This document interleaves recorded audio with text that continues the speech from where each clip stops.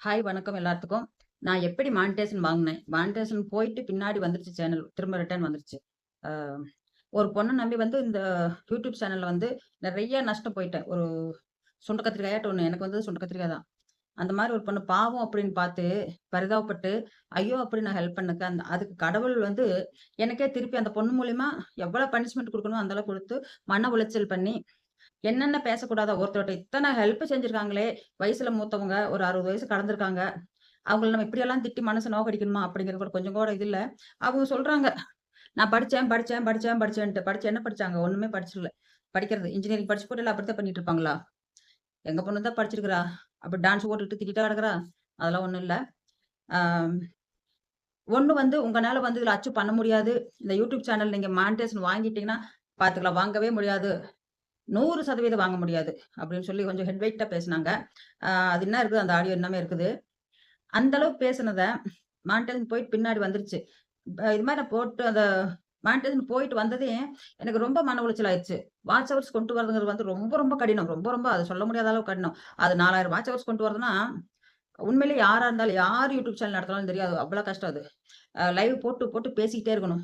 ரொம்ப பேசுறப்ப மனம் சோர்வடைஞ்சிருது. நமக்கு உடம்பே ஃபுல்லா சோர்வடைஞ்சு வேலை செய்ய முடியாது. எனக்கு அதனாலயே முக்காவாசி எந்திரிக்க முடியாத கண்டிஷன்ல போயிட்டேன்.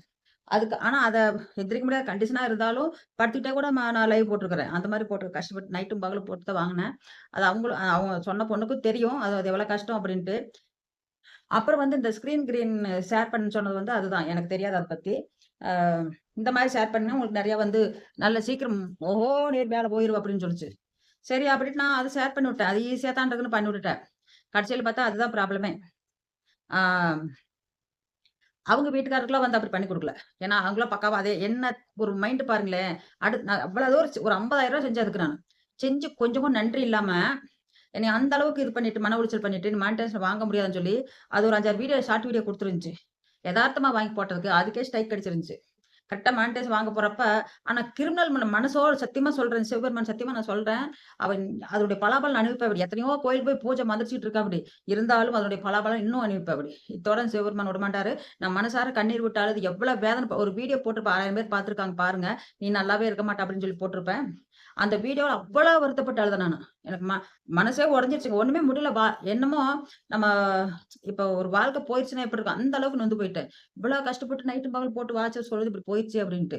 ஆ அந்த நேரத்துல அவளுக்கு நல்லா குஷியாத்தான் இருந்திருக்கும். ஏய் சக்க சக்கா சக்க சக்கான்னுகிட்டு. அப்புறம் அந்த வீடியோ அந்த திட்டி போட்டாங்க பாருங்க. நான் போட்டு அழுது போட்டிருந்தேன் பார்த்தீங்களா? அந்த வீடியோ ஒருத்தர் என்னுடைய தெரிஞ்சவங்க.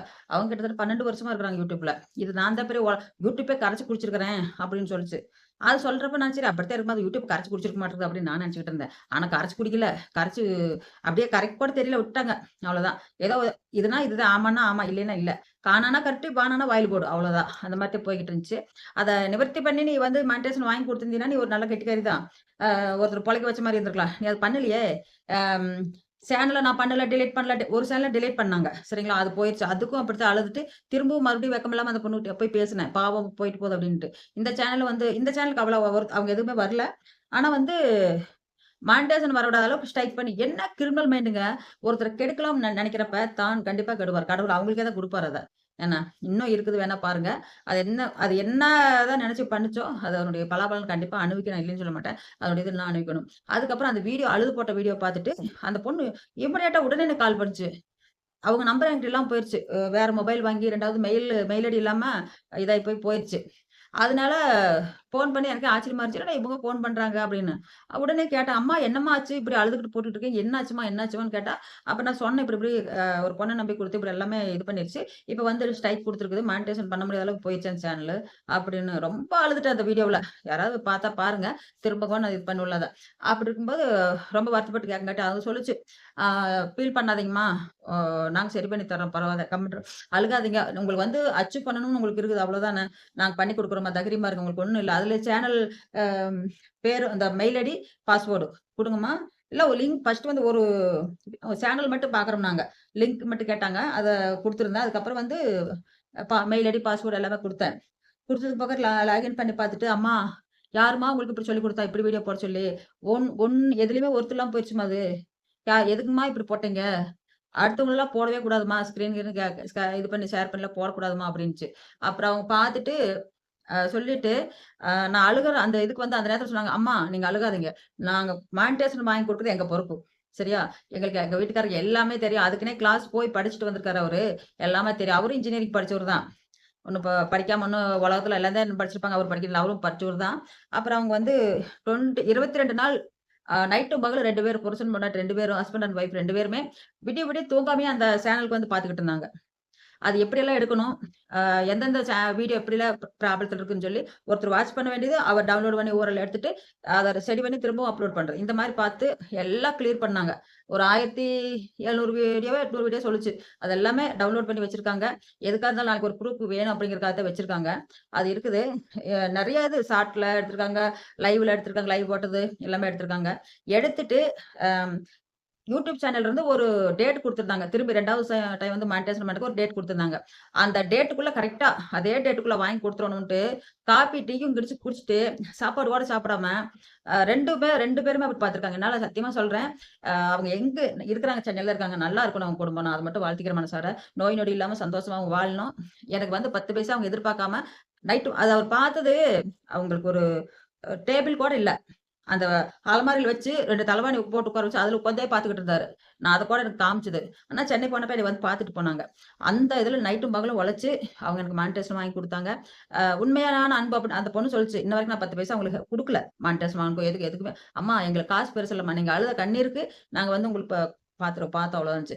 அது சிவபெருமானா பார்த்து, இது யாரு எங்க கொண்டு விட்டா? நான் அழுகுறேங்க. சிவபெருமானுக்கு தெரியுது. நான் யாருகிட்ட கொண்டு இந்த சேனல் கொண்டு போய் விட்டா நல்லாருக்கும். யார் நல்லா பண்ணி குடுப்பாங்க கரெக்ட்டா அவங்களுக்கு உடனே அந்த சேனலுக்கு அந்த மானிட்டேஷன் போய் வந்து உடனே 2டே நாள்லயே கூப்பிட்டு ஃபோன் பண்ணாங்க. அதுக்கப்புறம் பண்ணிட்டு ரொம்ப கஷ்டப்பட்டு உடனே வாங்கி குடுத்துட்டாங்க.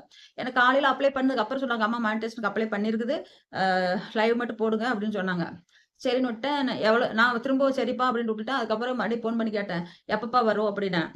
அது 1 வாரம் ஆகும், இல்ல 3 நாள் ஆகுமா அப்படின்னுச்சு. சரின்னு எனக்கு ஒரு டென்ஷன் வருமா வராதா? வருமா வராதா? அப்படின்ட்டு. நீங்க தைரியமா இருங்கம்மா. நாங்க வாங்கி குடுக்குறோம். நீங்க ஏன் ஃபீல் பண்றீங்க? இதுதான் சொல்லிக்கிட்டே இருந்துச்சு. அப்புறம் சாயந்தரம் 7 மணிக்கெல்லாம் ஏதோ மெயில் வந்துச்சு எனக்கு. எங்க குட்டி பையன்கிட்ட நான் சொன்னேன். "என்னடா மெயில்?" அப்படின்னா, அவன் "இத டச் பண்ண சொல்றாங்க" அப்படின்னு சொல்லிட்டு இங்கிலீஷ்ல சொன்னாப்படி. சொன்னதே டச் பண்ணி விட்டேன். எனக்கு பயமாயிருச்சு. எதையோ அமுத்தி விட்டானோ, வானிடேஷன் முதல்லயே போய் புட்டுக்கிட்டு கிடக்குது அப்படின்னு பயந்துட்டு உடனே ஃபோன் பண்ணேன் அவங்களுக்கு. ஃபோன் பண்ணங்காட்டி அ சொன்னாங்க. "இல்லம்மா ஒண்ணும் இல்ல மானிட்டேஷன் ஆயிருச்சும்மா" அப்படின்னாங்க. உண்மையிலே நான் பட்ட சந்தோஷம் அளவில்லைங்க. இதுல காசு வருதோ அதெல்லாம் எனக்கு தேவையே கிடையாது. நான் அச்சீவ் பண்ணணும்னு வந்தேன். அதுதான் என்னுடைய இது. அப்புறம் அவங்க வந்து வாங்கி குடுத்தது என்னால எத்தன நான் செய்தாலும் அந்த ருணம் நான் வந்து அவங்களுக்கு தீர்க்க முடியாது. அந்த அளவுக்கு எனக்கு சொல்லிக் குடுத்துட்டு, சேனல் இப்படி இப்படிலாம் பண்ணணும் அப்படின்னு எனக்கு சொல்லிக் குடுத்துருக்காங்க. எப்படிலாம் லைவ் பண்ணணும், எப்படி இருக்கணும் எல்லாம் சொல்லிக் குடுத்தாங்க. இதுக்கும் அதுக்கும் இந்த பொண்ணுக்கும் அவங்களுக்கும் நெறைய டிஃபரெண்ட். அவர் என்ன டெக்னிக்கல் பண்றாருன்னு மட்டும் அதான் YouTubeல வந்து சிலதெல்லாம் வெளிய சொல்லக்கூடாதும்பாங்க. அதே மாரி என்னென்ன டெக்னிக்கலா பண்ணணுமோ அத்தனையும் அவருக்கு தெரிஞ்சு பர்ஃபெக்ட்டா பண்ணி, அ உங்க சேனலு நான் வச்சு ஒரு 4 மாசம் ஆகுது சேனலு. அவங்க 4, 5 வருஷமா சேனல் இருக்காங்க. என்னங்குது ஆ முதல்ல வியூவர்ஸ் போற மாரி அந்த பொண்ணுக்கு இப்ப போறதில்ல. அப்ப நான் சொன்னேன், "உன் சேனல் இப்படி கிரிமினல் பண்ணங்காட்டி ஊத்திட்டு கிடக்குது" அப்படின்னு. "என்னத்த வச்சு ஊத்திட்டு கிடக்குங்கிறீங்க? உங்க சேனலு என்ன வருது அதுல? ஆ நீங்க இப்படி பண்றதுனால தான் அப்படியே போயிட்டே இருக்குது ஒண்ணும் இல்லாம" அப்படின்னுச்சு. இன்னைக்கு என்னடி ஆச்சு? ம். தருதல. இன்னைக்கு என்னாச்சு? மானிட்டேஷன் வாங்கிட்டேன். எங்க போய் விழுவுவ? சொல்லு. நீலாம் பொம்பளையா முதல்ல வாங்கி தின்னுபுட்டு, அவசரத்துக்கு எல்லாம் வேணும் வாங்கி தின்னுட்டு, என்னுடைய சேனலவே நான் வந்து வாங்கக்கூடாதுன்னு ஒரு அவ்வளோ கெட்டதுன்னு நெனச்சா உனக்கே தான் வரும். என்ன? இன்னைக்கு நான் மானிட்டேஷன் வாங்கிட்டேன். வாங்க முடியாதுன்னு சாலஞ்சு விட்டேன். வாங்கிட்டேன். இப்ப என்ன பண்ண போற? சொல்லு. உன்னால என்ன பண்ண முடிஞ்சது? ம். எல்லாம் அவங்க கையில தான் இருக்குது. அவங்க தான் தம்பளின் வைக்கிறாங்க, எல்லாமே வைக்கிறாங்க. அவங்களே பார்த்துக்கிறாங்க. இப்ப நான் எதுவுமே பண்றது இல்லையே! வீடியோ பேசி போடுவேன். அவங்க எல்லாம் பார்த்துக்கிறாங்க. இதுதான் உண்ம. நன்றி, வணக்கம். எனக்கு எல்லாரும் சப்போர்ட் பண்ணுங்க. நான் ரொம்ப மன உளைச்சல்ல இருந்து அவங்க அவங்க பேரு அதுக்கப்புறம் வீடியோஸ் எல்லாமே நான் வீடியோஸ்ன்னு சொல்றேன். அவங்க 2 பேத்தையும் கலந்து வீடியோ போடுவோம். சென்னை போனப்போ வந்திருந்தாங்க. திரும்பவும் நாங்க கலந்து வீடியோ போடுவோம். நீங்க ஒரு நாளைக்கு பார்ப்பீங்க அவங்கள. நல்ல ஃபேமஸானவங்க தான். அது வரும் ஒரு நாளைக்கு வீடியோ. ரொம்ப ரொம்ப நன்றி. ஆதரவு எனக்கு கண்டிப்பா குடுங்க. நன்றி, வணக்கம்.